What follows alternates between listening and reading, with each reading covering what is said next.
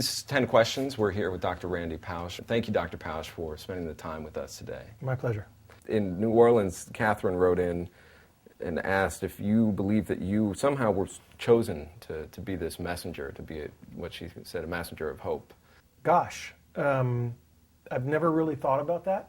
To me it's, I attribute it to bad luck and nothing else.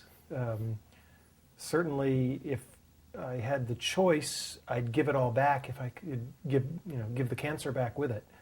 And I'm glad I'm, making the best of a bad situation, but I'd certainly rather not have been in a bad situation to start with. From Tokyo, the reader wanted to know if there's a kind of music or a type of music that you've sort of turned to for comfort. They were looking for specific songs. What's on your iPod? Well, my kids and I love to listen to Sgt. Pepper. And certainly when you're going through chemotherapy, you can't listen to the theme from Rocky too many times. Muhammad in Saudi Arabia wanted to say that Einstein once said, it's a miracle that curiosity survives formal education. And what would you say to that? That reminds me of Mark Twain, don't let your schooling get in the way of your education. One of the things I always tell all of my students is that they should spend their time in whatever way helps them learn, and that I'm perfectly happy if they cut my class because they were doing something that was a better use of their time. I mean, there have been times when there was some guest lecturer on campus, and I would very happily tell my students, look, this guy's better than me. And sometimes I would cancel my class and say, we should all go listen to this other person. In Lagos, a writer had written in about something that you also talked about in your book, which is the idea of your wife remarrying. I think his wording was if you had given permission, in some way emotional permission, to do that. Well, first off, it's not my permission to give. And the second thing is that I want my wife to be happy. And if she finds that happiness through remarriage, that's wonderful.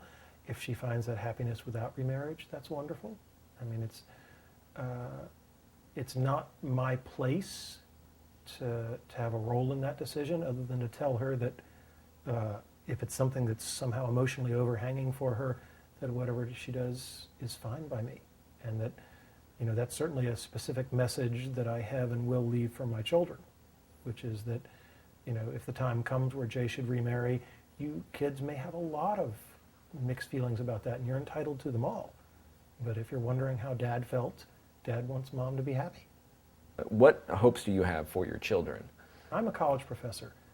I see the train wrecks that arrive in my office when a child has desperately been trying to fulfill the dreams that their parents wanted for them.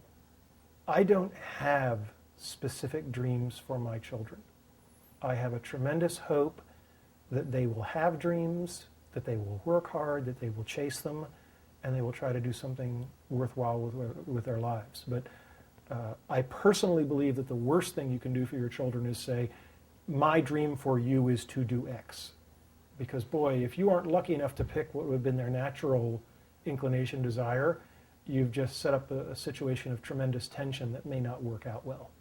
Someone who's facing brain cancer, and he says he wanted to be an artist but ended up in IT, has, by his account, 3 or so months to live. And his basic question was, what the hell do I do? Everybody's situation is unique. From his description, I'd bet on art school. Your father is really he's a big character in the book in a lot of ways. And the things you say about him are pretty remarkable. I was wondering if you could just tell me, what your takeaway from him is and what you've tried to emulate from him. That you ought to be trying to have fun with every single thing that you do. And that you ought to be thinking hard about what you can do that helps others. It's such a simple observation. I mean, I love the movie Groundhog Day.